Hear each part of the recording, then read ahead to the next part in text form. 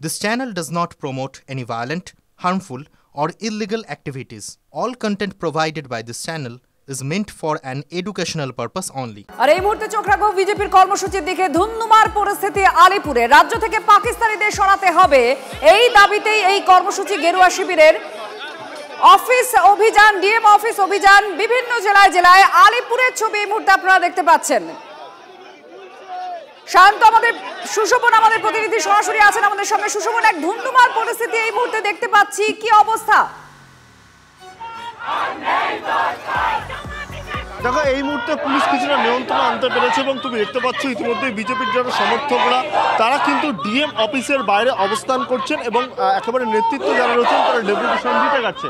যখন এখানে যারা সমর্থকরা বসে রয়েছে ঠিক তার উল্টো দিকে ডিএম অফিসের যে একেবারে যে গেট, সেই গেট কিন্তু বন্ধ করে দেওয়া হয়েছে। সেখানে পুলিশের নিরাপত্তা যথেষ্ট লক্ষণীয় এবং অন্যদিকে যারা বিজেপির যারা সমর্থক তারা সেখানেও বিক্ষোভ দেখাচ্ছেন। সব মিলিয়ে তোমায় বলবো যে একেবারে তাদের যে কর্মসূচি, সেই কর্মসূচি ছিল যে ডিএম অফিসে এসে তারা ডেপুটেশন দেবে।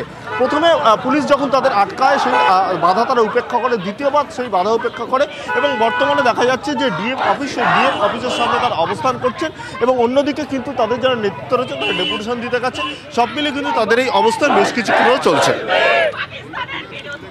এই মুহূর্তে আপনারা দেখতেও পাচ্ছেন যে অবস্থান চলছে দক্ষিণ 24 পরগনা জেলার যেটা জেলা শাসকের দফতর, সেটা হচ্ছে কলকাতায় আলিপুরে। সেই আলিপুরে ডিএম অফিসের এই ধর্ণা অবস্থান চলছে বিজেপির।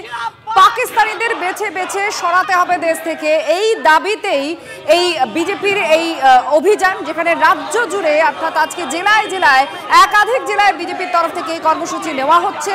ডিএম অফিসে ধর্ণা, ডিএম অফিস ঘেরাও অভিযান, দাবি পাকিস্তানিদের সরাতে হবে রাজ্য থেকে।